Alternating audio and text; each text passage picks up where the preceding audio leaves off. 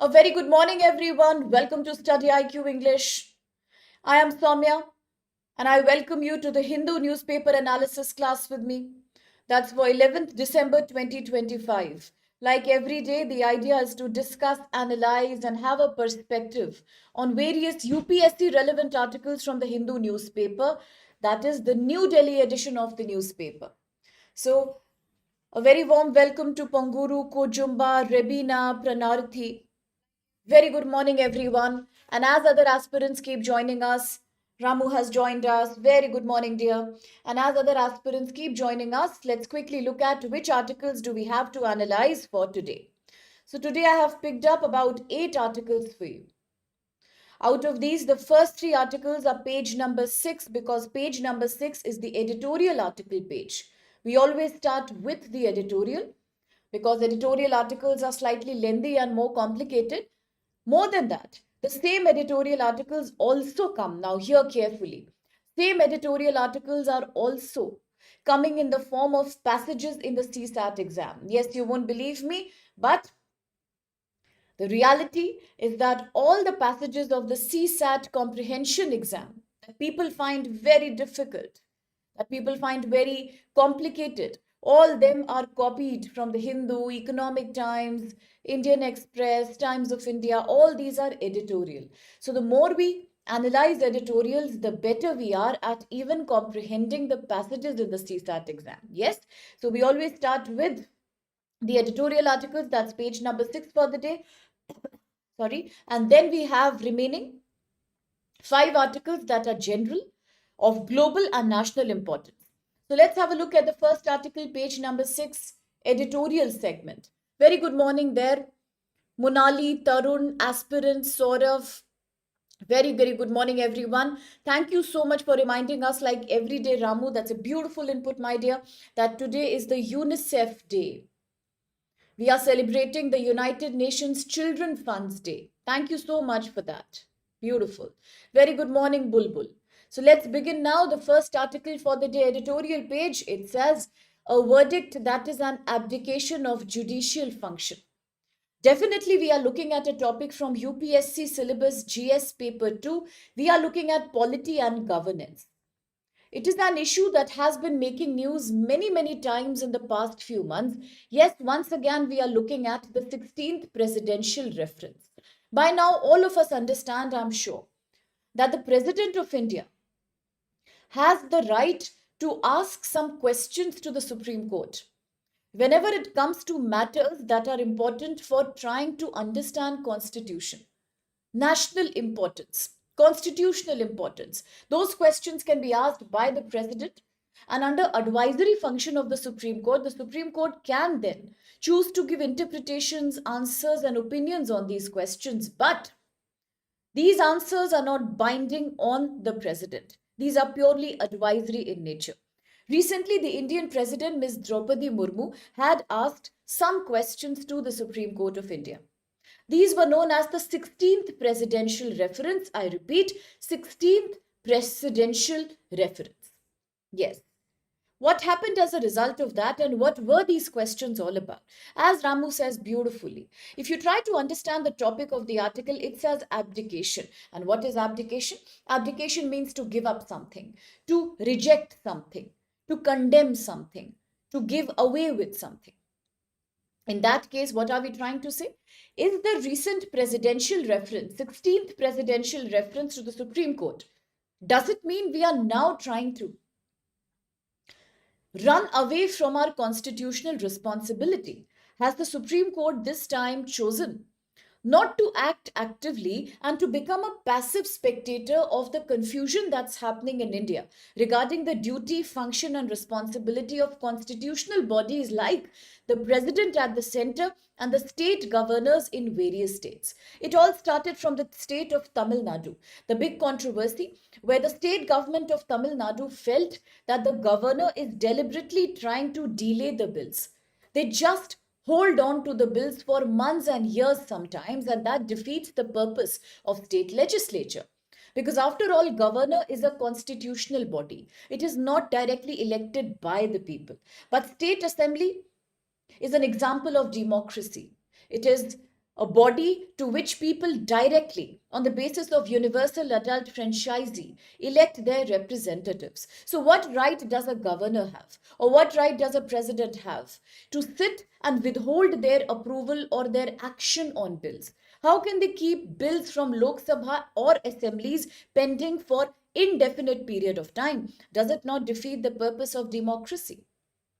That was the question raised by the President of India, Miss Draupadi Murmu, to the Supreme Court. And this is known as the 16th presidential reference. Article is trying to see what happened as a result of that and what does the Supreme Court have to say in this matter. So very good morning as I'm discussing. Sumit, Vikash is here, Rajneesh is here. Very good morning, Shekhar.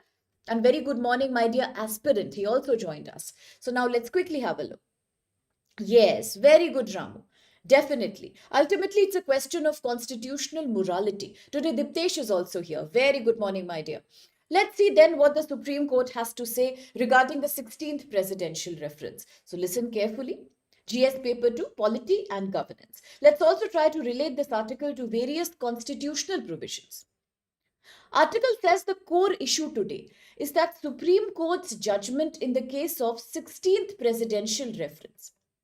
Supreme Court's judgment in the case of recent 16th presidential reference has invited both kind of reactions. One, criticism, and the other, lots of appreciation. This reaction by the Supreme Court on the 16th presidential reference has invited both. It has invited positive outcome. It has invited lots of criticism. What's the main debate about? The main debate is whether the Supreme Court or the High Court in India, can they fix some timelines for the actions taken by constitutional authorities like President, Governor, or Speaker of the Lok Sabha? I repeat, the bigger question is, does the Supreme Court have a right to interfere or to fix any kind of time limit, timeline on the actions taken by constitutional bodies like the President, like the Governor, like the Speaker of the Lok Sabha? Can the Supreme Court decide that these people have to take an action within a given specific period of time? What did the Supreme Court do today?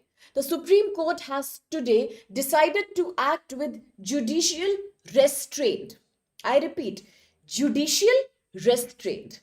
Many times you might have heard in Indian Constitution, you may have heard about the word that's called judicial review, judicial activism. Supreme Court is often blamed for trying to interfere in everything. Even the matters regarding the ninth schedule of the Constitution, the Coelho case controversy. Because in India, there is a very famous court case known as Keshwanand Bharti case.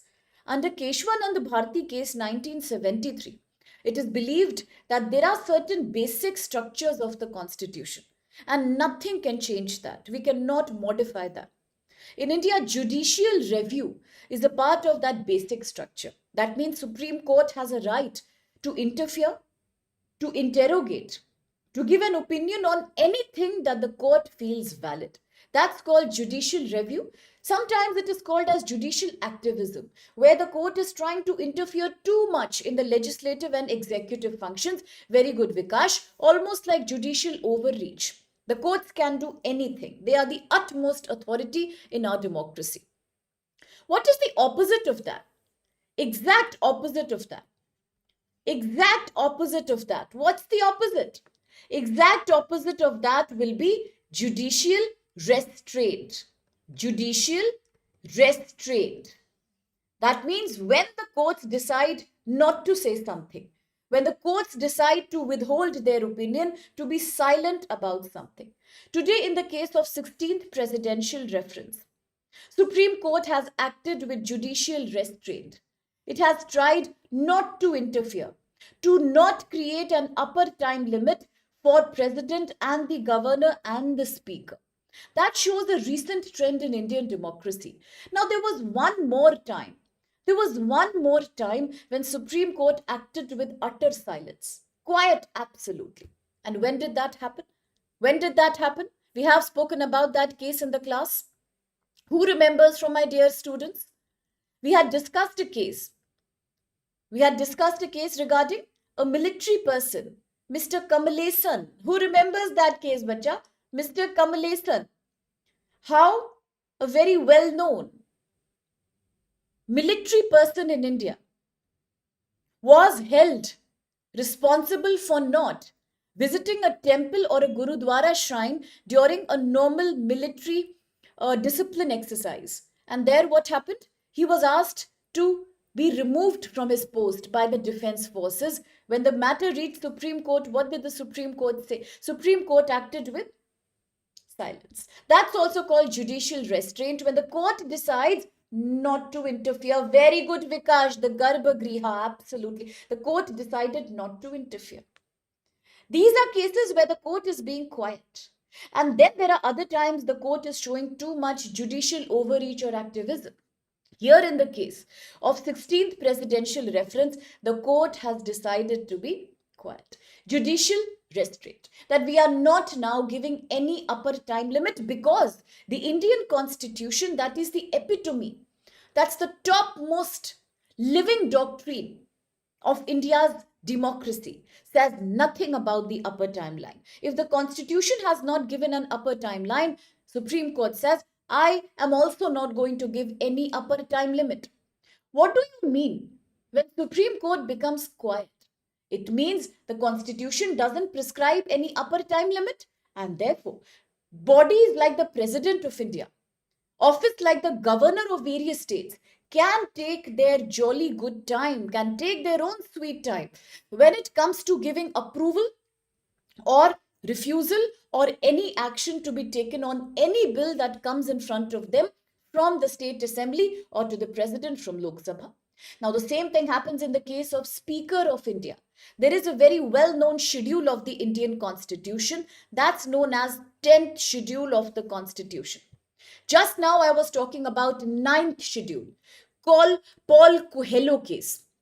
Bulbul, Vikash, Diptesh, everybody confirmed Coelho case 2007. Now I'm talking about the 10th schedule of the Constitution. Anti-defection law, created back in 1985. Today, Supreme Court is also not ready to say anything with regards to the 10th schedule. In India, ideally, the speaker has to take an action when it comes to a case that falls under defection, crossing off the floor, trying to change your political party immediately. Now, there's a very interesting episode from Indian history.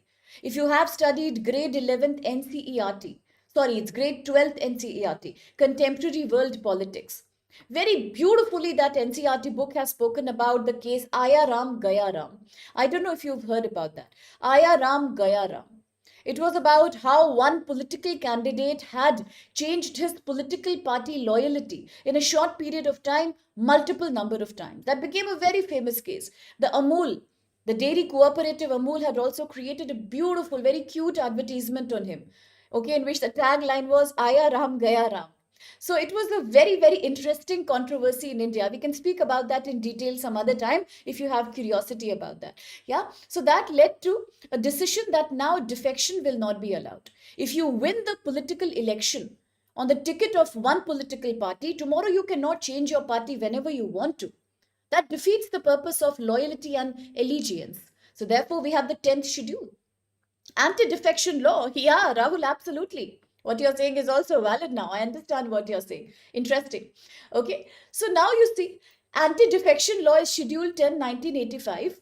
And today what's happening? The speaker should also immediately take the decision by removing an MP if they are caught doing defection. But what happens? The speakers also keep on delaying that. Typically, an assembly in India, state assembly, is only created for 5 years, just like Lok Sabha. And the speakers keep on delaying their decision to remove candidates who are accused under defection. Then what happens? Defectors get a good opportunity to complete their full term without any action being taken against them. They don't face any consequence. That defeats the purpose of anti-defection law. So now whether, yes, Anurag. Good morning, my dear. It's the first article. Good morning, Munna. Good morning, Prasad. Here comes my dear Prasad. Rahul is already here. Okay. Understood? This is the first article. Yes, we are talking about 16th presidential question. So now you see, everyone, this is what happens when the Supreme Court decides to act with judicial restraint. Whether it's 16th presidential law, whether it's the case of speaker in India, there is no time limit. Yes, and that's why the court is not taking any decision. Sometimes by the time an MLA or an MP is accused of defection, they are able to complete full 5 years term. Then what's the point of having a law like that? I'm asking you. There's no point, right? So now what happens? Today, the Supreme Court is saying governors can return the bill to the state assembly for reconsideration. That's very, very constitutional. But the problem is when the governors try to sit on that bill indefinitely without taking an action, that is unconstitutional. That gives the governor an unlimited veto power, that they do not have. They cannot exercise the unlimited veto power because under Article 200, I'm writing this article here. Thank you so much, Rahul. God bless you, Bacha. Article 200. Under Article 200 of the Indian Constitution, I'm repeating, Article 200. A governor only has 4 options. I'm asking a very interesting question, so listen carefully, everyone, please. A governor under Article 200 has only 4 options. Give approval to the bill, withhold your assent, do not do anything, do not give approval. Third, return the bill if it is not a money bill. Money bill, Article 110 of the Constitution. Money bill. I'm not talking about money bill, finance bill, nothing. Ordinary bill.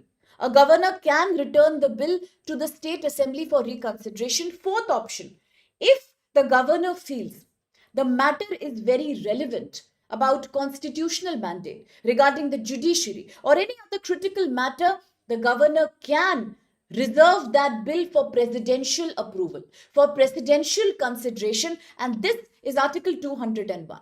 I hope everybody understood Article 200 and Article 201. Did everybody understand that? Article 200, governor has 4 options. Article 201, when the governor chooses to reserve the bill for presidential reconsideration. That happens. What is that? That is Article 201. Now, apart from that, the governor has no power. And as Ramu said, in Indian Constitution, there is another mandate that the only case in which a governor can reserve a bill for presidential approval is when the question is critical, when it comes to a matter concerning the High Court. But today, the governors are not respecting that. They reserve any bill for the consideration of the president. That further adds to the delay, misusing the authority under Article 201. But Article 200 or Article 201, they do not give the authority to keep the bill pending forever, indefinitely. That's not good. So that's why Supreme Court's decision is ironical today.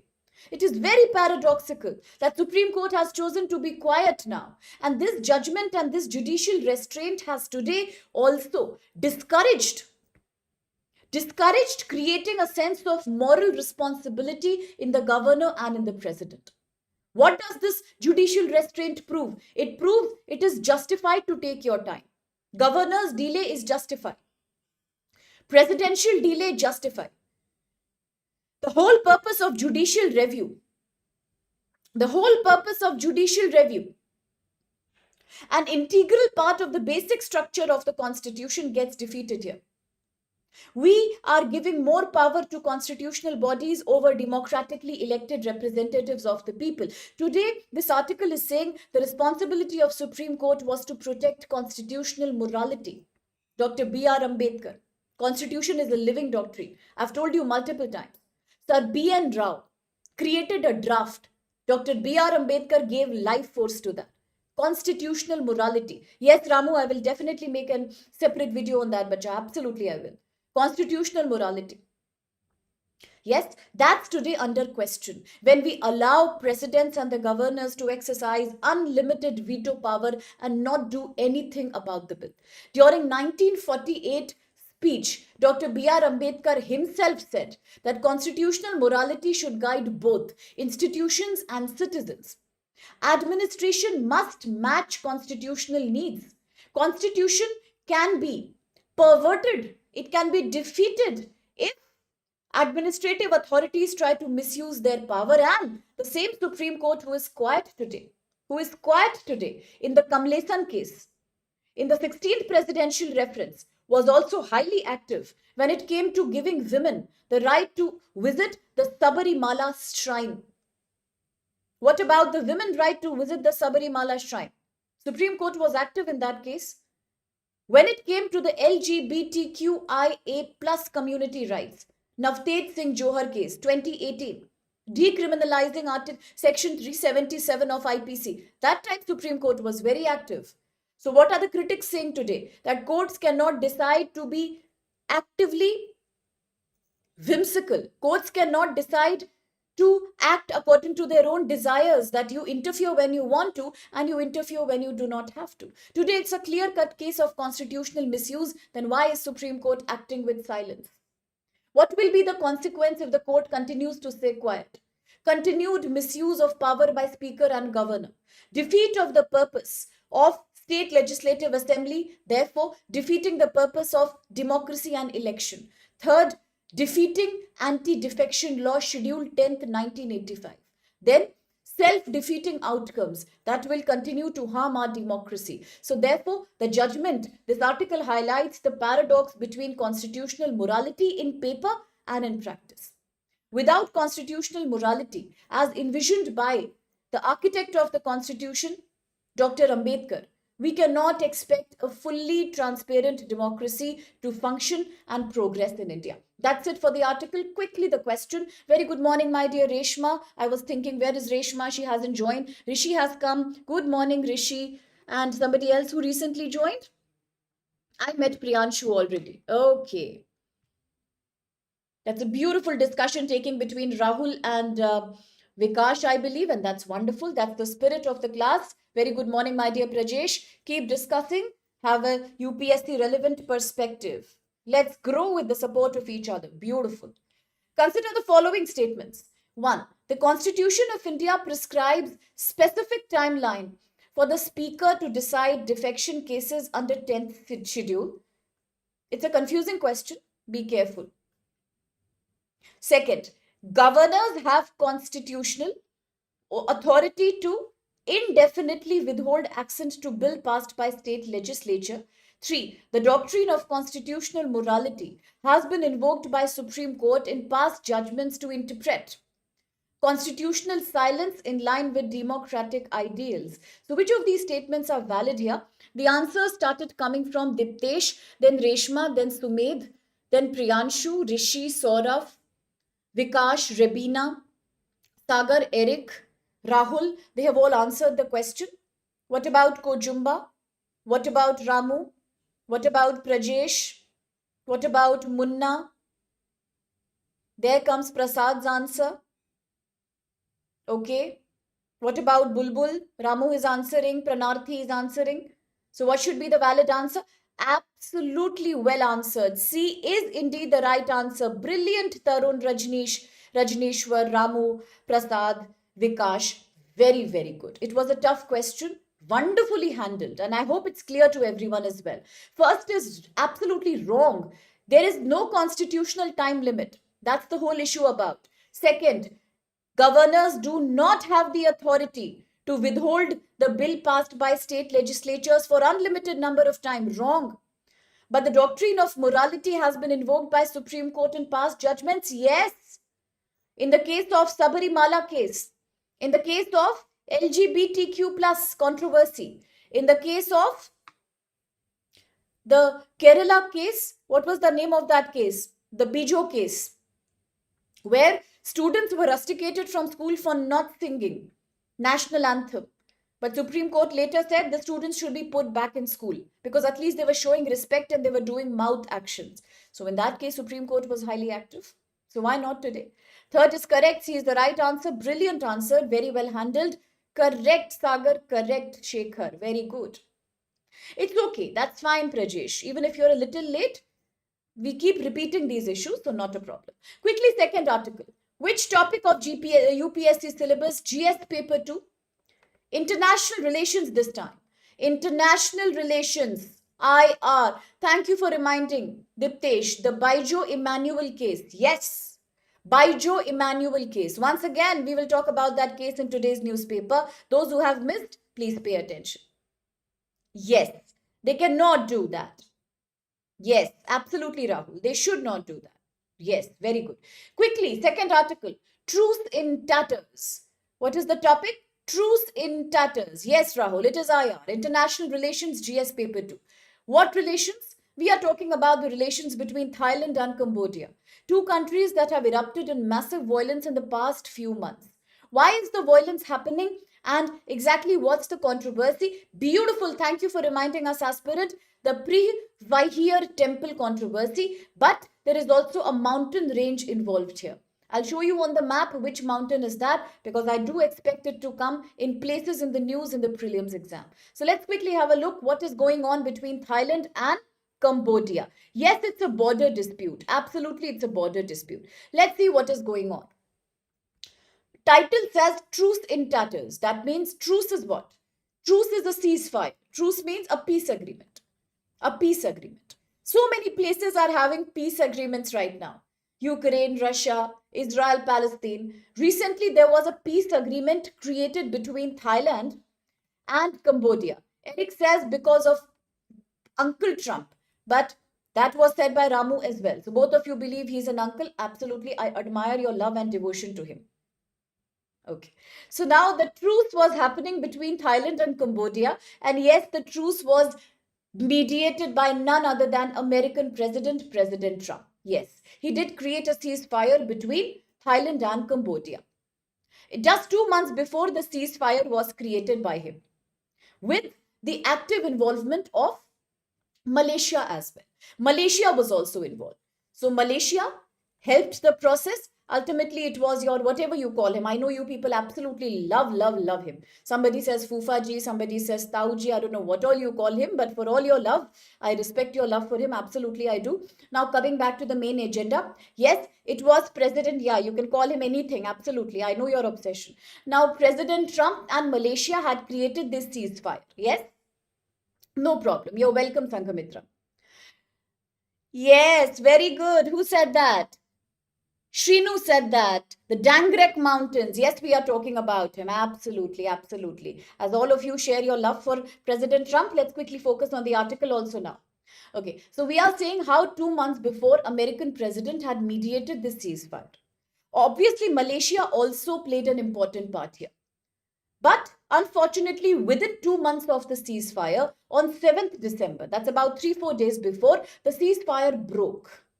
And once again, fighting has resumed with full-blown airstrikes, killing so many innocent people. Tourism services, everything has become stalled and frozen right now. Cambodia is accusing Thailand of doing these airstrikes. Why has the recent escalation happened? Now, what happened in May 2025? In May 2025, the war started because a Cambodian soldier from Cambodia, was killed. He was murdered near the Prelims temple. I have told you many times, and students are also reminding us, that the very famous temple called the Prelims temple is located on the border, about 815 kilometers long border between both the countries, and the temple is controversial. Indeed, it's a temple dedicated to Lord Shiva. Yes, and that's the temple in controversy right now.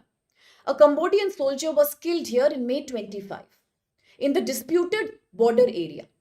What did Cambodia do? To retaliate this murder, Cambodia then banned all the goods and services that are imported from Taiwan. It also closed all the border openings completely. The border was sealed by Cambodia as a retaliation to this murder. Now, if this is what happened in May, what happened in July 25? In July 25, 5 Thailand soldiers were injured in a landmine explosion. 5 Thai soldiers were injured in a landmine explosion. This time, Thailand blamed Cambodia, further degrading the diplomatic ties between them. There was a massive escalation that happened. Cross-border firing happened. 48 people died. 3 lakh people were displaced in just 5 days. Can you imagine this data? 3 lakh people, civilians, were displaced in just 5 days of firing. What happened in November? Look at the timeline. How things are becoming worse now. November 2025, Thailand suspended the ceasefire once again. Another landmine blast happened. Another landmine blast. This created the way for December clashes, and now, since 1st of December, there is a consistent war that has been going on. Why do these countries fight over this border? Because just like India and China do, just like Afghanistan and Pakistan do. I told you in Afghanistan, Taliban doesn't recognize the Durand Line. It says it was signed by some emir of Afghanistan long back with the British government. We don't respect that. Similarly, today, China and India do not have an understanding about the actual line of control. Similarly, Thailand-Cambodia as well. They do not have any clear understanding of the border. The dispute goes back to colonial period. It was the French government that had colonized both the areas, Thailand and Cambodia. From 1904 to 1907, it was a pact between French army and Thai leaders, a pact known as Franco-Siamese Treaty. I repeat, Franco-Siamese Treaty. Franco. Franco means it is coming from France. Siamese, I told you earlier, Thailand was known as Siam. What was Thailand called? Siam. So Franco-Thai Treaty, Franco-Siamese Treaty from 1904 to 1907. It was created. That decided the border. Siam was Thailand and French Indochina was Cambodia. What was Cambodia called? A part of French Indochina. The border between them was along a mountain range known as Dangrek Mountains. Who confirmed it to us? I think it was Rahul, or who did that? Who mentioned Dangrek Mountains? That was correct. Dangrek Mountain. Yes. So from 1904 to 7, a treaty created by France, French power, and Thailand. Franco-Siamese Treaty. That created a border between the two. Two countries had a border. One was Thailand, Siam. The other was a larger part of French Indochina called Cambodia. Yes, this border was along the Dangrek Mountains. Important because it's placed in the news. You can get a question in the prelims exam. I'll show you the map also. Dangrek Mountain. Alongside the Dangrek Mountain, it is a mountainous area. Okay, thank you so much for confirming, Priyanshu. Srinivasu said Dangrek Mountain. Thank you so much. That was very nice of you. Thank you, Priyanshu. Thank you, Srinivasu. Yes, Dangrek Mountain. Now, mountains are very, very difficult topography. There is no clear-cut border that has been demarcated, therefore. The flashpoint, the point of therefore fight becomes the Prihvaihir temple in this area. Then what happened? 1962. 1962. Please relate this to India. Quickly relate this to India, everyone. 1962, what was happening in India? Indo-China War. Indo-China War. Yes. Similarly, 1962, as we were having the unexpected attack from China, it was the International Court of Justice. What is International Court of Justice? The judiciary organ of United Nations, headquartered in Netherlands, a place called Den Haag. A place called Den Haag. Now, many students I have seen in the past are very confused between ICJ and ICC. Very confused between ICJ and ICC. ICJ is an organ of United Nations, International Court of Justice, headquartered Den Haag. ICC, International Criminal Court, not a part of UN. Also headquartered in Den Haag, however. ICJ cannot issue individual arrest warrant. ICC can. Recently, ICC has given arrest warrant to President Vladimir Putin. That's why he could not attend the G20 summit in Johannesburg, because he was under arrest warrant. So remember the difference between ICJ and ICC. These are two different bodies here. Okay. Now, coming back to 1962 ICJ. Very good. International Court of Justice. United Nations organ. Judiciary organ. Yes. Very good. Good morning, Priyambada. Now, looking at ICJ, 1962, as India was experiencing Indo-China War, yes, absolutely, Prasad, Kojumba, Reshma, Rahul, Ramu.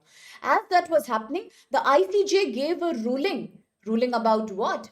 It gave a ruling that temple Prihvaihir of this area belongs to Cambodia. It belongs to Cambodia. I repeat, yesterday everyone was confused on this question. Today I have repeated that question. In a different way, I have repeated that question. Let's see today what happens. Thank you, Diptesh. ICC Rome Statute. That's the way ICC was created. Very good. Not a part of UN. Good job. Yes, Kojumba. Reminds us of that tragedy. Absolutely. Now, coming back. 1962 International Court of Justice had given the Pre-Vihir temple to Cambodia. I repeat, Cambodia. But the border around the temple still remains disputed. Recurring flashpoints, recurring tensions, and airstrikes keep happening. The foreign investors and tourists are also shocked today, and ASEAN members are also shocked that two ASEAN countries are having an armed conflict. ASEAN, Association of Southeast Asian Nations, trying to create counter-terror agenda, are seeing two of its full-scale members going to a war today. Matter of shame. Recently, ASEAN meeting had happened in Kuala Lumpur, Malaysia. That's why Malaysia is doing a very proactive role in trying to mediate the conflict between Thailand and Cambodia. ASEAN is already struggling with the crisis of Myanmar, the junta government in Myanmar, and the constant crisis with democracy, military regime of Myanmar. If Thailand and Cambodia also engage in a full-blown war, it completely destroys the South Asian stability. Economic integration and regional reputation. What should ASEAN do today? Countries like Malaysia and Indonesia should try to push both the sides to sit on the table and do negotiation. Once the ceasefire is resuming, ASEAN should provide confidence building measures and work on military exercises. Yesterday I told you military exercises between two countries. For example, Malabar, Konkan, Surya Kiran, India, Nepal. Yes, Harimau Shakti. All these exercises are included in United Nations Charter Part 7. Similarly, once again, military exercises should resume in all these South Asian countries. Mechanisms should be created to reduce mistrust between Thailand and Cambodia. Yes, we need to have a proper demarcation so that this issue ends forthwith, so that regional stability can be maintained. That's it for the article. Quickly, please focus on the map, everyone. This is the Dangrek mountain. What you're seeing with orange color, that's the Dangrek mountain. What you're seeing with an orange color, that's the Dangrek mountain. Please try to understand the map. Here is Thailand border. Yes, this is Cambodia that you're seeing. Okay, now Cambodia border and Thailand border, you see the overlapping Dangrek mountain range. This is exactly the problem of the border. The border is porous and not clear. And this is also the place of the Pre-Vihir temple. And that's why it's under controversy. Please look at the map. Try to just look at the map with 360 degrees lens. Don't just see the border between Cambodia and Thailand. Look at the Gulf of Thailand here. Look, South China Sea. What a disputed area from China. Look how it is also including Vietnam to its right. A very unstable area because of the tensions going on in the northwards Myanmar. So look at Thailand's condition. Northern border is having a war because of Myanmar intrusion. Southern border is highly conflicted because of war with Cambodia. Angkor War, that's Cambodia. Very good. So did you see that? Now every day, whenever we talk about IR, we will have a detailed look at the map. I don't want you to see the map just for one issue. I want you to absorb the whole map. Look at the whole area. You should know which country is in which place. Create mnemonics for that. Yesterday we saw the Ukraine-Russia map, the Donbass map, Crimea map. So I asked you, please create a mnemonic for that. Let's help each other by creating mnemonics. Decide which place comes on the right side, which on the western side. Yes? So focus on the map thoroughly. Very good, Ramu. Thank you so much for that. Okay, we'll keep revising such things. Quickly, the question. Yes, the dispute is regarding the territorial border area in which Dangrek mountain overlaps, and that's why it is difficult to create a proper border between the two. Is that clear, Anurag? Not related to the topography of the mountain. The border itself is in the mountain and it's not properly demarcated. That's why I want you to see that mountain. Yes, Rishi? Okay. The temple is typically situated on the border area, very near the mountain. Very near the mountain, pinpointed near the mountain area, the Pre-Vihir temple. If you want, I'll get you another map to show you the temple's location also. Is that clear, Anurag? Okay.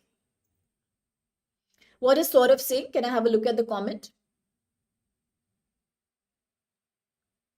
Absolutely, that's correct.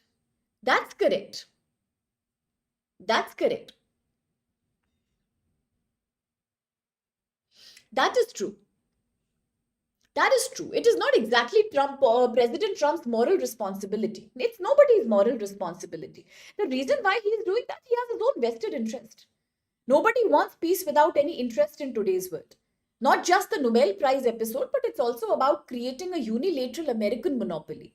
See, if America would not do it, Russia would have done it. So some superpower will always come. Recently, President Trump has said now we have a clear-cut demarcation of the world. It's a tripartite world. Russia, US, China. If America will not do it, Russia or China will do it. So bigger countries always have an economic interest. Please understand that. All these are resource-rich areas. Just like Democratic Republic of Congo. If one country will not do, second will come and do. So the question, following statements regarding Thailand-Cambodia, answers have come. 1. The root cause of dispute is the undemarcated border created by the 20th century Franco-Siamese Treaty. 2. ICJ awarded sovereignty over the pre-Vahia temple to Thailand 1962. 3. ASEAN countries like Malaysia, Indonesia have played a role in mediating the ceasefire between the two nations. Which of these are valid? Absolutely C is the right answer. Who began answering quickly? Diptesh, aspirants Sumed, Priyanshu, Rishi, Saurav, Vikash, Tarun, Sanghamitra and Rahul started, followed by Rebina, Anurag, Sumit, Eric, Rajneeshwar. Irfan has answered, Kojumba has answered, Bulbul has of course answered, Prasad, Prajesh, Anurag, aspirant. Very good. The second statement I have deliberately repeated. I wanted to see today also nobody makes the same mistake. Yes, 1962 ICJ had given this to Cambodia, not to Thailand. So second is not right. Rest is correct. Very, very good. In geopolitics, there is no permanent friend, there is no permanent enemy. Strategic autonomy. Very good. Good, Rahul. Now, third article, again, editorial page, last lengthy article for the day. Let's focus. Very good, Pranarathi, correct. Very good. Aspirant. Very good. The national song debate, a reading between the lines. Now, you might be thinking, why am I discussing this on the third spot? Because initially I thought I will not discuss this article today. Yesterday we have discussed a little bit about the Vande Mataram controversy, but then this is an article with a different kind of perspective. So I thought, okay, let's give it 5 minutes, not a problem. So let's discuss this article. Tarun, please take care of your health. Before studies, health is more crucial. Get well soon, dear. My prayers and my blessings to you. Please take care. Yes, Priyanshu. Very good. Yes, Vikash. Yes, Ram. We are talking about the Vande Mataram controversy.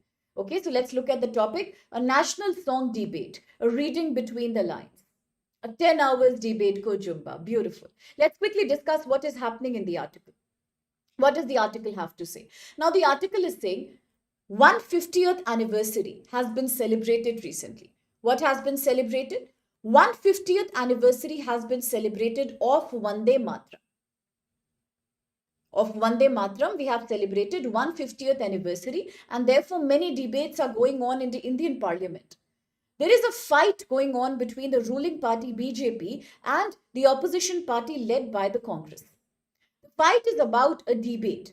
BJP says that the Congress government long back, before the independence, had deliberately decided to remove some paragraphs of the original Vande Mataram song because it was not acceptable to many minority communities. Today, BJP says, why should we remove the two stanzas? Why should we not include the original Vande Mataram as composed by Shri Bankim Chandra Chattopadhyay? We should keep it the way it was, absolutely originally, without worrying about what people say. The writer of this article, therefore, is asking, why is today BJP trying to revive the controversy that has been dead in the past? In 1937, if the BJP government, by majority of the senior leaders of the Indian National Congress, had decided to remove certain paragraphs, it was done to suit India's diverse religious landscape, to support India's secular ideals. Why is BJP and who is BJP to question something that has happened in the past? We did not want to do that. Let's focus on the modern day problems like unemployment, conflict, deprivation, agriculture. Why should we go back to the past and dig the old graves now? It doesn't make any sense. It's completely political. That's what they say. So therefore, this article is saying, as the 150th anniversary is being celebrated for Vande Mataram, once again debate has surfaced about why was the original song muted or why was it edited by the Congress party to promote and to appease, to make certain minority groups happy. Today, the ruling government is criticizing the 1937 Congress Working Committee's resolution to delete certain parts from the Vande Mataram. Absolutely, that's correct. Kojumba, that's correct. Banoba, that's correct. Anand Mat, the original composition, very good. But what happened in 1937? Let's focus. Indian history, quickly. 1937, the Congress Working Committee had met at Kolkata. At that time, Calcutta. It met and it was chaired by none other than India's first Prime Minister, Shri Jawaharlal Nehru. It was presided by that. But many other senior leaders like Sardar Patel, Rajendra Prasad ji, Maulana Abdul Kalam Azad ji, J.B. Kriplani ji, Subhash Chandra Bose ji, all of them were present there. Nehru ji was not alone. In the 1937 Congress Working Committee meeting at Calcutta, it was chaired by Jawaharlal Nehru ji, but all other senior leaders which I just mentioned were also present there. Resolution was moved by Shri Rajendra Prasad. It was supported by Sardar Vallabhbhai Patel. Gandhi ji was not exactly a part of the meeting, but he was an invitee. He was also present at the meeting. All these senior leaders of the Indian National Congress and other leaders acknowledged, agreed that objections coming from the Muslim members are valid. We cannot include religious verses in this song because India's secular ethos do not promote one religion. Hence, the Congress Working Committee, with the presence of all these top leaders, decided to adopt only the first two paragraphs, only the first two stanzas of the Vande Mataram song for the public function purpose. Aim, what was the objective?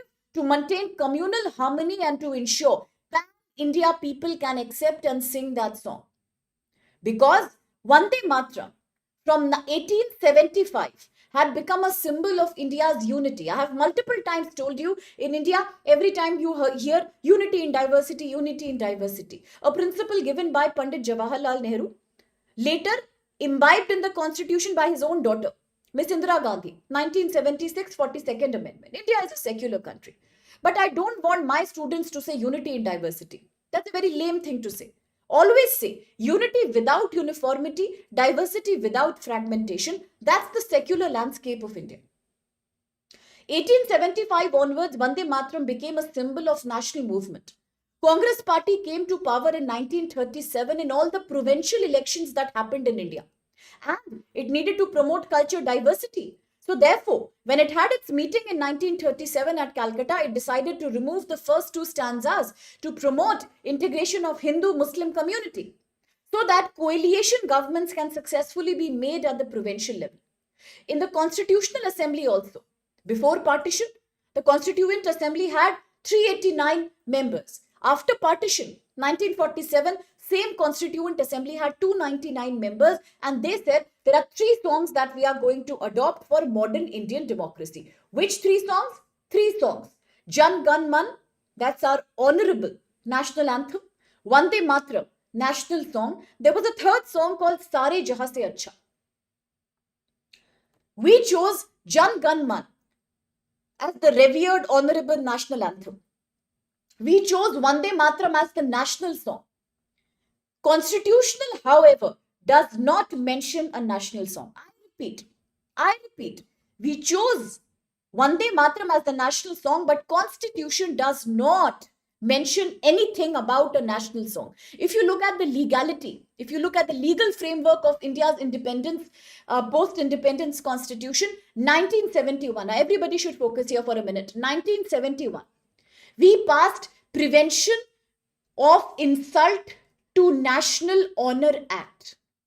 Prevention of Insult to National Honor Act, 1971. It only protects national anthem, not national song Vande Mataram. Second, 1976.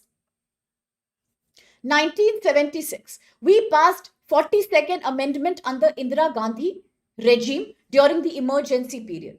It added another fundamental duty. Please listen carefully. It added another fundamental duty, Article 15(1)(a) to the Indian Constitution, that includes respect for national anthem, not national song. Did you hear carefully?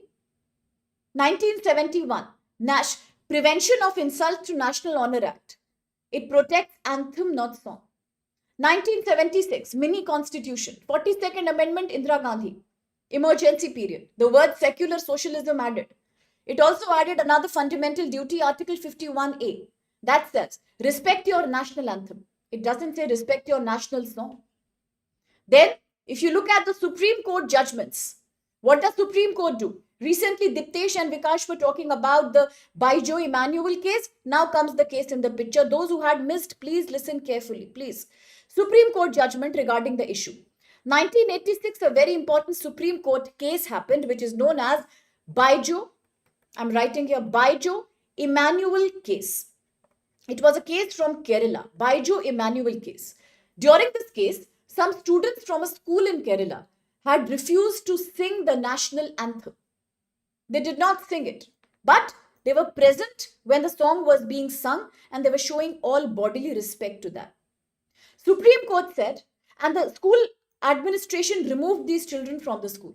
But the Supreme Court interfered. This is an act of judicial activism, not judicial restraint. The same Supreme Court who was quiet in the case of Kamlesan case has today said, in the case of Baijo Emmanuel, that under 25, Article 25 of the Indian Constitution, every religious community, linguistic community has a right to practice, propagate and profess their unique religious cultural beliefs. We cannot impose people any belief that defies their own religion, because Article 25 to Article 30 come under the right to cultural, and it is the cultural and educational rights given to Indian minorities. Constitution of India recognizes linguistic and religious minorities. Therefore, the court said, ask these children to come back to school. They cannot be removed from the school. Even if they had not verbalized the words of the anthem, they were showing all respect. We should not remove them. That is 1986, Baijo Emmanuel case. Now 2017, Madras High Court case. Court said that weekly, monthly singing of Vande Mataram is important in various schools and offices, at least to maintain national unity. Delhi High Court later said, do not take national song lightly. At the same time, you can also not expect people to treat the national anthem the same way the people treat the national song. They are different from each other. National anthem deserves utmost respect. 1971 National Honor Act. 1976 42nd Amendment, Article 51(a), the duty to respect anthem. Delhi High Court once again repeated, you cannot compare between national song and national anthem. Anthem deserves utmost respect. It is to be honored in India. National song is not coming under the same category. The law says only respect the anthem. Song, about the song, we do not say anything much. Yes, we can show respect, but there is no law protecting the song. The law only protects the anthem. Then what's the current controversy about? Today, the ruling party is saying that Congress in 1937, during its Congress Working Committee at Calcutta, chaired by all the senior members, paradoxically, deliberately tried to mutilate. Mutilate means, now as we are learning these new words, try to learn synonyms also. Synonyms will help you write good essays. It will help you understand CSAT comprehension passages. What do you mean mutilate? What is mutilation? Another very good word for mutilate is maul. To destroy, to victimize, to damage. Today, ruling party says Congress has tried to mutilate the original national anthem and national song in 1937. What does the opposition say? Opposition says, what are you talking about? The law only protects national anthem. Since when did the law start protecting? Since when has the law start protecting national song? Something that was done 75 years ago. Why are you trying to repeat that today? By introduce a new concept of treating national song at par with national anthem. So what do we understand for UPSC exam? Clearly, it's a matter of ethics, basically. It's all about GS paper 4. The ethics regarding constitutional morality. Even if in the past, the Congress government had edited the first two paragraphs, today ruling parties allegation that it was done deliberately to mutilate, very good, downsize, read down, shorten, truncate. Truncate is another very good word. Truncate. The national song does not hold valid. In the past, you cannot keep on digging the issues post facto. It is making no sense. Anthem and song are equally important, but anthem is protected legally, song is not. So therefore, if the law doesn't protect the song Vande Matram, today opening up a controversy is like wasting the important time of the parliament. That's what the ruling party is doing as per the opposition. That's it for this article. Quickly the question. Consider the following statements regarding Vande Matram and its status in India. 1. Vande Matram was composed by Sri Bankim Chandra Chattopadhyay, published in 1875. Kojumba, Anup, Anurag were saying Anand Math. Second, Constituent Assembly of India adopted Vande Matram as the national anthem and honored Jan Gan Man as the national song. 3. Prevention of Insult to National Honors Act 1971 gives penal legal provisions for disrespecting Vande Matram. And 4. Article 51A of the Constitution mentions the duty to respect both the anthem and the song. Slightly twisted, look at it carefully. Absolutely, Ram. That's the day the Constitution was adopted. Yes. Vande Matram played a historical role. Absolutely. It should be honored equally. Thank you so much for that, Ram. Answers are coming. Started from Vikash, Priyanshu, Diptesh, Rahul, Sangamitra. And then it's aspirant Rishi, Sumed, Priyanshu, codename Polity, Saurav, Banoab have answered. Rahul says fourth is absolutely invalid. Okay, let's have a look then. Urapam and Sumit have answered. And most people are saying B. I think some have said C also. Some have said D. Okay, interesting. Anudeep has answered. Amit Raj has answered. All right, let's verify. First one. Vande Matram, composed by Sri Bankim Chandra Chattopadhyay, was published in 1875. Is that correct? That's correct. Second, the Constitution, this is the opposite of the truth. Second statement is the opposite of the truth. Yes. Why is it not the opposite? It is. Because it's absolutely ulta that they are saying. The assembly said Vande Matram is the song and respected Jan Gan Man is the anthem. Second is not correct. First is correct. Second is wrong. If second is wrong, then definitely C cannot be the right answer. Let's eliminate. 3. Prevention of Insult to National Honors Act provides legal provisions for disrespecting Vande Matram. No, it doesn't. It only provides legal provisions for disrespecting national anthem, not the national song. Third is also not correct. That means A and B should be the answer. 4. Article 51A of the Constitution mentions the duty to respect both. It's wrong. Cannot be correct. Because although as Shri Rajendra Prasad said, beautifully told by Ramu, that we need to respect both equally. But in 1976, I have also written it in the slide. Let me take you back. Look here. 1976, 42nd Amendment under Indira Gandhi ji. We said we are adding a new fundamental duty, duty 51A, under which we need to respect the national anthem. It's a fundamental duty. After all, what is the fundamental duty 51A? Fundamental duty 51A is about respecting national anthem. It doesn't explicitly say respect national song. So therefore, it is not correct. D is not correct. If D is not correct, 3, then what is the answer? A should be the right answer. Only one is correct. All 3 are wrong. That's okay. That's okay. Confusion is normal. Confusion is very healthy. See, I don't care whether the answers are right or wrong. What matters is we should understand the concept clear. It's completely fine. Okay, that's beautiful, Rahul. I saw that. Yes, Bulbul. Okay, Eric, Rishi, Vikash, Bulbul, AB. I'll call you AB. Yes, Prasad, Kojumba, Urupam. That's very well answered. So most people were answering. Absolutely, confusions are valid. But is that clear now? If you repeat this in future, same mistake will not happen. Yes, Anurag, it will not happen. Eric? Yes, it doesn't. That's very good, Eric. That's a beautiful observation. Correct? Now we are done with the lengthy articles.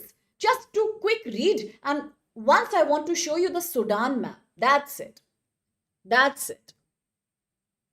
That's true, sort of, but that's always a debate, Bacha, about India's secularism. In that case, I can ask you a retort question. If Article 44, Directive Principles of State Policy, Part 4 of the Constitution, is to do with creating same rights for everyone in India, then why is it not being implemented except for in Uttarakhand? Why is it such a controversial issue? Then answer that question also. Yes? Okay, Rajneesh and Prasad. Well done. Next, India gives tepid response. Now, what is tepid? Lukewarm. Something is called warm response, very warm and happy response. Like President Trump came to India for the 23rd India-Russia summit, and Indian leaders gave him a very excited, warm response. That is different. Tepid is lukewarm, something very moderate, okay, so type response, neither yes nor no, very cold kind of attitude. India gives tepid response to Russian push for Su-57 long-range drones and submarines. Now, this article is typically GS paper 2 because it's international relations between India and Russia. We all know that Russian president came to India recently for the first time after the Russia-Ukraine war started in 2022. He is coming at a time when the Russian and Ukraine war is still going on. He's also coming at a time when India and America are also having an uneasy relationship regarding the visa, regarding the tariff issue. He's coming at a time when India is doing its best to diversify its trade market and sign many free trade agreements, FTAs, with UK, with European Union, the TIPA, with 4 countries of EU, Switzerland, Ireland, Liechtenstein, Norway. All that, everything is happening in this backdrop, right? So India, as they welcomed President Vladimir Putin, did not do anything very clear about defense, about space, and about nuclear cooperation. I told you that day. Relos agreement has been signed. Yesterday, Ramu explained Relos agreement beautifully. So Relos agreement has been done. Yes, India, Russia have decided to create more people-to-people migration. Yes, we are talking about a pharmacy plant, for fertilizer plant. We are also thinking of so many other bilateral agreements, expanding the bilateral trade by $100 billion very soon. But India was quiet. Oh, thank you so much for clarifying, Vikash. Iceland, not Ireland. Thank you, my dear. Thank you. God bless you. Iceland.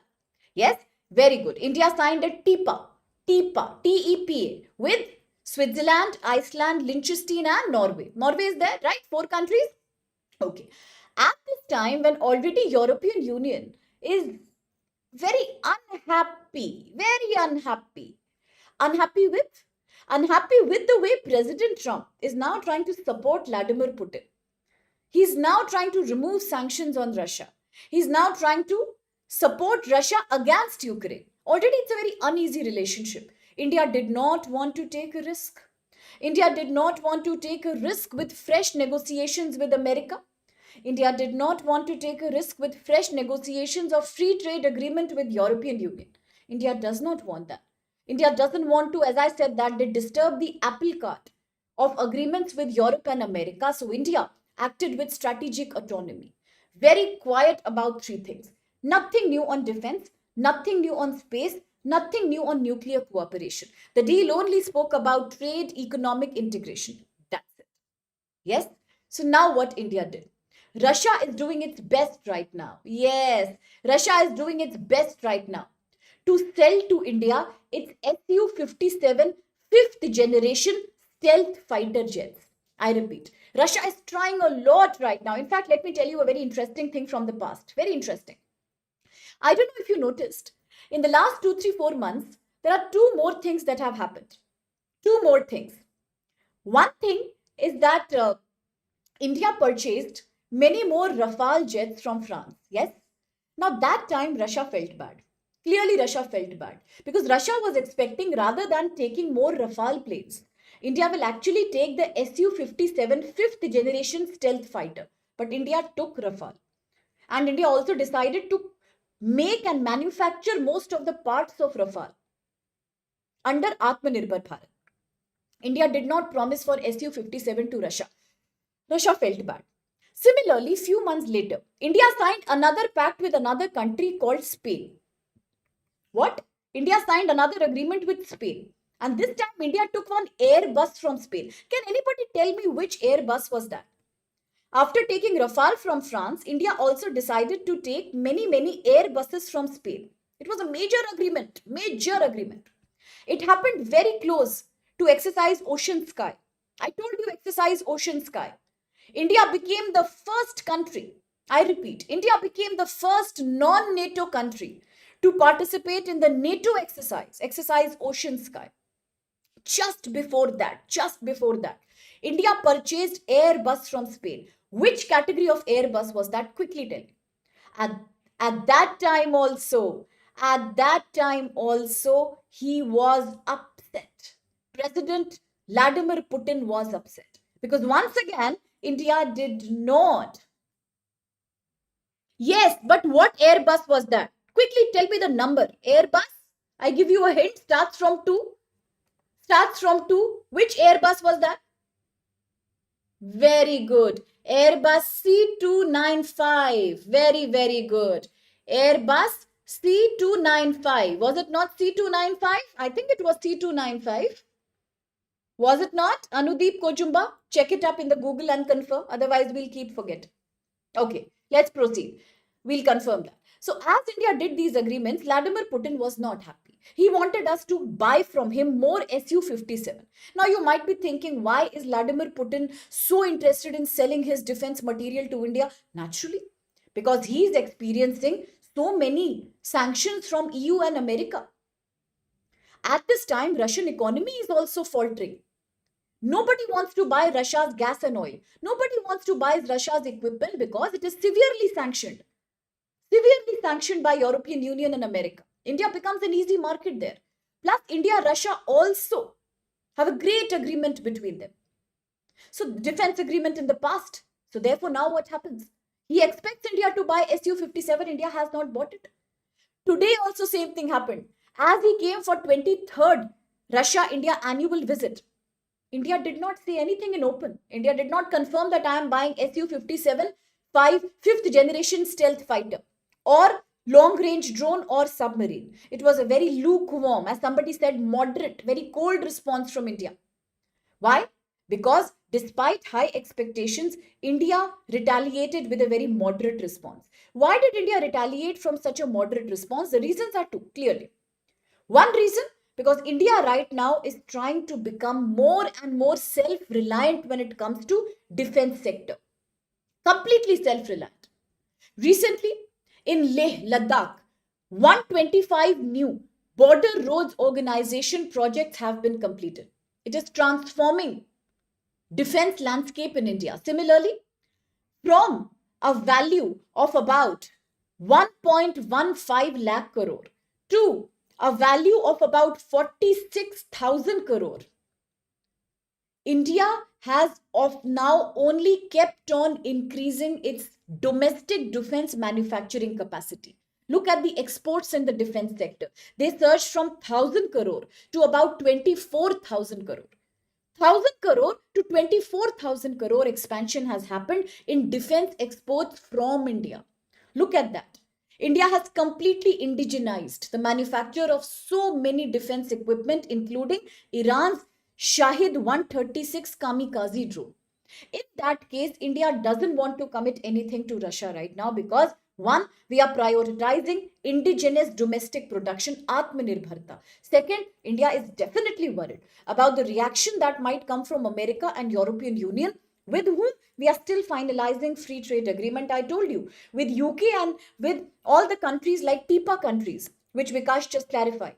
We have done all these free trade agreements, but there is a huge gap in the carbon pricing mechanism. There is still a lot of clarity that's pending. All these processes are being signed, and at this time, India doesn't want to upset anybody by taking a risk with its own FTAs at a time when India experienced the highest trade deficit in October. That's why moderate response from us. We have not committed to buy any Su-57 fifth generation stealth fighter or long range drone or any submarine. That's it. Okay, what's the confusion going on? Let me quickly. Okay, thank you for confirming. Yes, it was C295. Thank you so much, AB Sanghamitra, for confirming. Thank you, Priyanshu. Thank you, Anudeep. It was absolutely C295. And that is also when it became very upset. Who? President Trump. President Putin became upset. He really wanted us to buy his own material. So nothing confirmed right now. Ramu has a doubt. Rahul had a doubt. Let me quickly see. Yes, that's true. That is Anurag's statement. What does Rahul say? Yes, what you can do, Rahul, that's a valid confusion. Ramu has also tried to really help here. What I feel is that, see, current affairs are very dynamic. They are an ongoing subject. The more you keep consulting books, the more newspapers you read. If you have that much time to accommodate, go ahead. Otherwise, for some students, they get confused. As Ramu says wisely, it's too much, it's a heavy dose. A good idea is if you're following the daily newspaper class. Here, my agenda is not just to proceed today, to keep revising, to keep doing map work, repetition, like you see all our students are doing. They are wonderful. Today, if you see, everybody is absolutely skilled. If I ask something from October or August, I know they can tell me. So that's a good idea. Plus, weekly classes we take on revision, monthly revision, practice test questions. You can follow that. That's enough. That's more than enough. If you know all the latest news, you have a good perspective and solid understanding of IR. Like I know, if somebody else says in any platform about Syria conflict, I don't know if people know. But if I ask any of my students, with that confidence, I can say they absolutely know about Al-Assad, Al-Shah, US-Russia dynamic. If I ask about Tartus port in Syria, naval base of Russia. Why is Russia now opening a port in South Sudan? I know, my students will know. So because we keep revising and linking. So try, if it works for you, great. Apart from that, if you want to supplement it, that is also fine. Yes, articles are hard to memorize, but what we really do is we keep revising, revising, and revising. Yes, that's very important. Map work, revision, mnemonics, discussion. Rahul has a problem, Ramu clarifies. Vikash had a question, Diptesh clarifies, or vice versa. So that works very well for us. The dates, the maps. So I keep doing monthly revision. I keep doing Saturday weekly revision. So that should be enough. That's actually enough. I showed you the proof that day. I don't know, I was doing some monthly revision with my students, and in that revision, I showed you PYQs also from UPSC and MCQs that we practice in the class. And I think my students all agreed. They all agreed that the PYQ of UPSC is looking easy now in front of the MCQs that we practice in the class, because we always try to do 5 steps ahead. If you are prepared with everything, what will UPSC ask you? So that's the idea here. Okay. Definitely, Anurag. We can have a separate session on that also. Quick trips and mnemonics to memorize the map. But there is one trick I can give you right now. Follow the map. The more you relate with the map, the better you learn. Seriously, I'm telling you, the more the map work you do, the better you will become. So that's why I have also decided now, for every topic that's IR, I will get a map. You see the difference in your performance. Plus, keep doing practice questions. We also do it. You can also separately practice them. That's it. You don't need to do anything extra. Don't run behind 20 sources. Follow 5, but be good at them. That's the mantra for success in UPSC. Thank you, Eric, for clarifying about. You have clarified the doubt of someone regarding. Okay. Doubt regarding, what was the topic? Okay, it was the discussion regarding some kind of fighter jet or something. Okay, wonderful. Quickly, let's proceed with another article. Now we are almost ending the class. Now that's a dangerous question. What is UPSC? Now with such questions, I may get a heart attack. Union Public Service Commission. Map work, relate the topics to the map. We just did yesterday, Russia, Ukraine, we saw on the map. Yes. Don't read the articles, track it through the map. Attend every class. That's what Kojumba says. Otherwise, you will lose the track. You will lose the track completely. How to improve English speaking? Listen to the lectures. We discuss everything in English. I always give you synonyms. From tomorrow, let me give you more synonyms, more phrasal verbs. Try to do that. Okay. Today we did another map. Thailand-Cambodia. Now we shall do another map on Sudan. That's map work. Okay. Quickly the next article now. GS paper 1, art and culture. Okay. Now, Deepavali enters intangible heritage list. That's a good news. The festival of Deepavali in India has now entered UNESCO's representative list for intangible cultural heritage of humanity. That's the news for now. So it has been inscribed on, I repeat, UNESCO. It has been inscribed on UNESCO's representative list of intangible list of heritage of humanity. This announcement happened when? It happened at the 20th session of UNESCO's Intergovernmental Committee. 20th session of UNESCO's Intergovernmental Committee. And what do you mean by UNESCO inscription? UNESCO inscription acknowledges today Deepavali as a live heritage, a living heritage, a part of living culture, real culture of people that supports bonds among people, that supports local manufacturing, local craftsmanship of various kind of, say, diyas or other things that we use in India. It is about something that contributes to sustainable development goals by promoting give and take, by promoting local craftsmanship, and also by promoting more employment. Ultimately, it's about the SDG. It's about celebrating India's unique cultural and religious and ethnic landscape. So that's it for the news. UNESCO, cultural heritage site, intangible, live heritage. That's it. That's okay. That's a broad understanding. You can have a closer look at the maps. You can go do Google about Dangrik Mountain, have a closer look at the map. Have a more microscopic look. If you want any map, tell me no. Let me know. Next day, I'll get a more detailed and a close map for you. But map work works very, very well. Very, very well. Thank you there for Prasad. Clarification. Who can't you see, Bulbul? Whom were you not able to see? Which man? Clarify, I'm confused. They are claiming it because historically it's unclear. Just like India, China. Why does China claim Arunachal Pradesh? Why?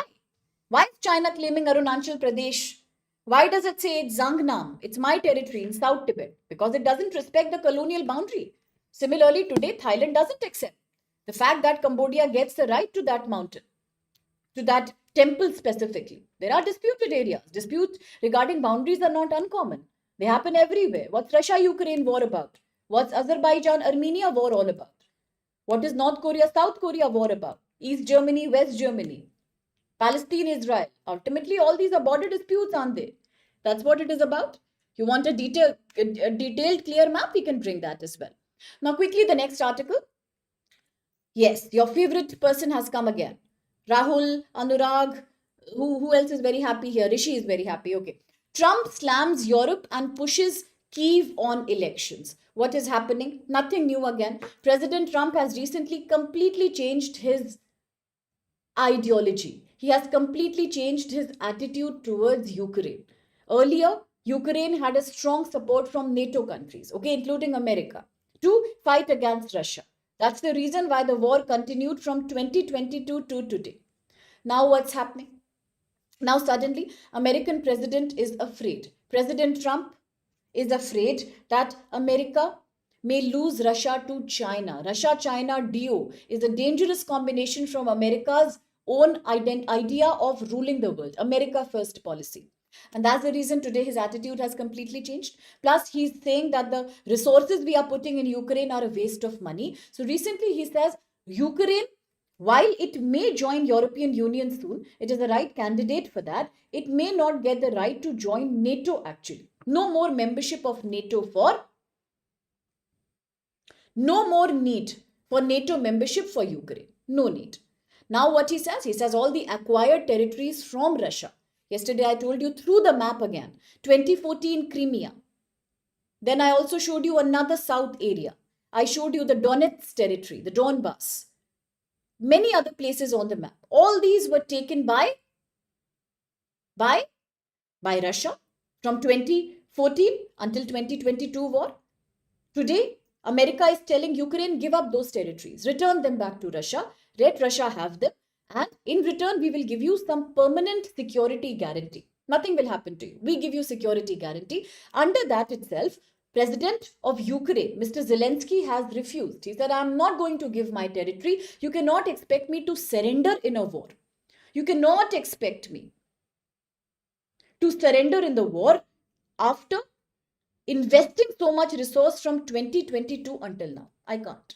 And that's why today President Trump is angry about that. He is saying European Union is a decaying condition. It's a decaying continent. And waste, it's a complete waste to invest more resources on Ukraine. Ukraine should now think of a fresh election. It should think of a fresh leader, and European Union should also try to withdraw the support and think of a lasting permanent peace process. There is otherwise no end to this kind of peace. Yes, other areas were Kherson, the very important nuclear power plant, as we showed in the map yesterday, Zaporizhia nuclear power plant. Bulbul Bacha, it's not in my hands. It's in the back end team's hand, okay? I'm just waiting for their approval. It's the company who makes that ID for me. I can't do that individually. So I have to wait. All right? Sorry for keeping you delayed on that. All right. Okay. Prasad has made a wonderful mnemonic on that. Okay, interesting. All right then. Another article, a very small read. It's coming from Karnataka. The Karnataka Assembly has tabled a bill. Now, this is very interesting because this is GS paper 2, social justice. It is about communalism in India, a very important social problem for GS paper 2, Indian society. Communalism, communal violence. What is happening? The Karnataka government has tabled a new bill. What's the name of the bill? The name is Karnataka Hate Speech and Hate Crime Prevention Bill. I repeat, Karnataka Hate Speech and Hate Crime Prevention Bill. Is that clear? What does the bill say? Now, under the bill, what is happening is that if there is any kind of hate speech that is made by anybody. What do you mean by hate speech? It means any communication that is about circulating, propagating, promoting, instigating any kind of hatred against one community or another community, any kind of provocation to any religious organization, that shall be liable to punishment. Similarly, if you are conducting a hate crime could not only be religious in nature, it could be highly communal in nature. In India, it's very common to see crimes against Dalit, lower caste community, Adivasi groups. But then if you do any such crime that's based on ethnicity and religion, that is liable to now a punishment. The punishment can be 1 year to be extended up to 7 years, plus a fine of rupees 50,000. But if you repeat that crime, if you are a repeated offender in that crime, you may have to then also give rupees 1 lakh. You could go to jail up to 10 years. The idea is to reduce cases of hate speeches and hate crimes that are happening. Yes, very good question raised by Anurag. What a wonderful question you've raised here. Now, does it not relate to very good Vikash? Article 19(1)(a) of the Constitution. Because under fundamental rights, Article 19(1)(a) is about the right to free speech and expression. We can utilize our speech, drawing, illustration, expression, writing, anything. That's about freedom. Yes, we have the right. But then there are other protocols to be followed. Article 19(1)(a) Part B. All these are to be controlled and they should have reasonable restrictions on them when it comes to public morality, when it comes to security, safety, and sovereignty of India. So although you have a right to free speech and expression, Article 19(1)(a, but you have to also create some restraint on that. In a country that is communally diverse, I've told you multiple times, GS Paper 1, Indian Society, India is a polycultural country. There are so many cultures that coexist together. Yes? Yesterday I also told you that's the reason why India practices another version of secularism called soft secularism or positive secularism. Yes, Article 25(1), Article 25(2). What is all that? Indian government can interfere in religion when it has to. It does, right? So that's the whole reason here. There are reasonable restrictions. India believes in polyculture. There are freedom given to all minorities, but all that is respect to certain constraints. That's why the government interferes when the government feels the need to. Here also, definitely you have a right to free speech and expression, Article 19(1)(a. But then as Diptesh says, Article 19(2) is also there. There are certain kind of restrictions that you have to maintain. Otherwise, hate speech will soon erupt in severe communalism. So we are done with most of the articles. Quickly, the last article, let's say focused. Sudan civil war. Now let's use a map and understand. Sudan civil war, deepening humanitarian crisis. Deepening humanitarian crisis. What are we trying to talk about? You need monthly magazine and newspaper? Yes. Definitely, it's going to make a big impact on your preparation. You should supplement your preparation with magazines like Yojana, Economic Political Weekly, if you don't find it too difficult. Editorials, if you're understanding, that's brilliant. News, you can follow, practice questions. These are enough. There is nothing else you need. See, if you have a perspective about current affairs, you will pass the exam. UPSC is about perspective on current affair, not just passively knowing the current affair, having a map ready perspective. And that's what we are trying to create. So that's enough, more than enough. Now, the last article quickly with the map. It is about essay. Absolutely. It is about essay. Essay is very important. An aspirant, yes, we will have a class. So these classes are being scheduled now. Prelims is coming. There's too much burden regarding current affairs. All other faculties are participating. Essay is a part of the main. So that's why when they schedule, they do that kind of prioritization. But then I have told that let's have a class on essay writing. That's crucial. It's in demand. So we have to get that. Also, as I promised you, comprehension classes are also coming. So stay relaxed about that. It will come as per it. Absolutely, I'll teach you essay writing. Nothing to worry. That's a very, very individualistic question, Darpan. Everybody can have a different choice, but I am a sociology teacher, so I would promote sociology and English literature. PSIR is brilliant again. Psychology, anthropology are good, but that's my understanding. For those who have a more scientific bent of mind, they also sometimes say that science subjects are brilliant. So it all depends on your own individual perspective. Okay, let's quickly come back to the main article. Last article. Sudan civil war. We know that Sudan is in a terrible war right now. Yes, people are displacing. As Kojumba says, essential services are completely damaged. Millions of people are experiencing displacement, refugee crisis. That's happening in Sudan right now. That's correct. It's more than enough. It's more than enough, Ramu. 100% it's more than enough. Let's look at the map. Let's see what's happening. Now, quickly, a one-line background. Beautiful, Rahul. Quickly, a one-line background. Okay, Darpan. Then you can think of sociology, psychology, anthro, or PSIR. PSIR is wonderful as well. It's wonderful, very dynamic subject. Now let's come back to the map. What happened in the past? Civil war in Sudan right now in the latest phase began in 2023, April 15th. I repeat, April 2025, civil war in Sudan started. Why did it start? Because Sudani Armed Forces, SAF, Sudan Armed Forces, SAF, led by a leader called General Abdel Fattah al-Burhan. What's his name? General Abdel Fattah al-Burhan. He is, yes, that's what I'm talking about, Anurag. The war has started about who will lead the country, who will be the power in the country, political power. So the war is between SAF, Sudan Armed Forces led by General Abdel Fattah al-Burhan versus another group that's called RSF. RSF is what? The RSF group is about Rapid Support Forces. And who leads this group? It is led by General Muhammad Hamdan Dagalo. Short form, he is often known as Hemedti. Hemedti. He is called as Hemedti. Let me quickly write down here. He is, in popular language, he is known as Hemedti. Yes, it's a long name, Rahul. Yes. So the war is between SAF and RSF. Okay. I'll come back to that. Okay, Priyambada, I'll come back. Now, this is the war from 2023.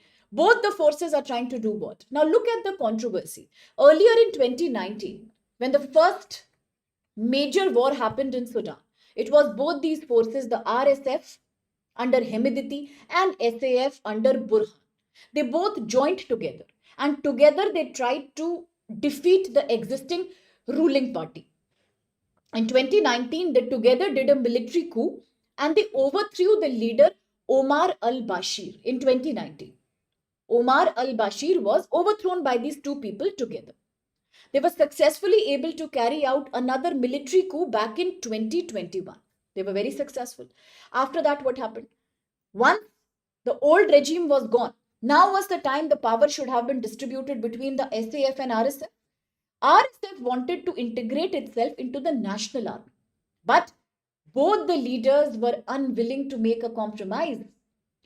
SAF does not want to give too much power to RAF, and RSF feels that it was because of my support that we were able to earlier overthrow the previous ruler known as al-Bashir in 2019. So why today should I not get the power? And this dispute about power, greed, wealth, resource and money has since then continued. Territorially, Sudan has been severely divided now. It has split into zones. If you look at SAF, the main Sudani army force, it occupies central and eastern regions, including the Port Sudan and parts of Khartoum. Why was Port Sudan in the news? Why? Recently, Russia has made a pact with Africa to make the first naval base in Africa named as Port Sudan. I told you a very crucial location on the Red Sea. A very crucial location on the Red Sea. First time Russia is getting a base, naval base in Africa. Signed with a pact between SAF and Vladimir Putin. Port Sudan. It was in the news. Yes. So these people, Sudani armed forces occupy central eastern regions, majority of the area, including Port Sudan and the capital Khartoum. Okay, this is the broad area. Now looking at RSF, the Rapid Support Forces, they are occupying other areas. They are occupying other areas such as Darfur, such as large parts of an area called Kordofan. Now, if Kordofan comes in the news, somebody asks, where is Kordofan? Kordofan is also right now in the same area, Sudan. Who occupies Kordofan? Kordofan is in the hands of Rapid Support Forces, RSF. RSF consolidates complete control in western Sudan and oil-rich areas of Kordofan. That is oil-rich area of Kordofan, RSF. And they are trying to now in anger create a parallel administration. Port Sudan, port, naval base on the Red Sea, now signed by Russia. Why has Russia signed? That's another question. I'm not repeating. You know that. It's about what is that? Al-Assad and Russia controversy. Tartus port. I have already discussed it in one of my lectures. I'm talking about Port Sudan. What is happening? RSF is occupying oil-rich area of Kordofan and they are making a parallel government. And RSF is now completely trying to intensify the attack, drone attack, air attack on Kalogi, another area, Kalogi, killing so many civilians, including children. So what is happening now? North Darfur's capital, Al-Fasher, North Darfur's capital. It's right here on the map, you can see. Al-Fasher, the capital of North Darfur. It also fell down. That was the last area completely captured by SAF that also fell in the hands of RSF after 18 months war. If the war continues so long, what happens? 400 cases of violence have been reported from April 23 to October 25. At the same time, 1400 deaths have happened alone in Al-Fasher. As I said, the capital of North Darfur. Here it is, Al-Fasher. So many deaths have happened. More than 50,000 people died 2025 alone. 9.8 million people displaced already, forced to run away. Fastest growing global displacement and refugee crisis ever. Conflict-induced refugee crisis. Food, extremely expensive. In a place called Kadugi. In Kadugli, the price of sorghum, that's a millet, has increased 10 times. Al-Fasher, which has now fallen off to RAF. Rapid Support Forces, RSF. The price of millet is rupees $500 for 3.5 kg. That's the inflation in food. People can't afford that food.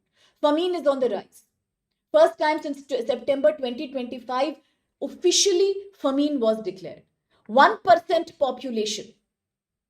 1% population is at the highest level of food insecurity. Stunting and wasting are popular among children. And what is happening? Food crisis and insecurity rose from 13% in 2019 to now 31% in 2025. What about the GDP of Sudan?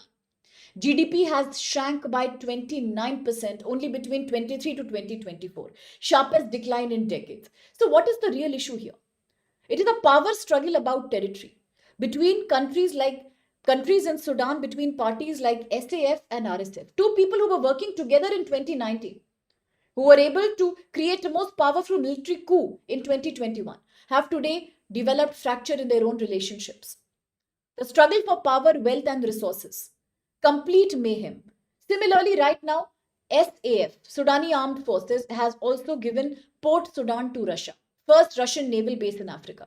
That means there is a high likelihood of external interference also. Russia may now be able to also manipulate in the local affairs, alerting other powers like China and America to do the same. Plus, China and America already have existing important naval ports in Djibouti, in Africa.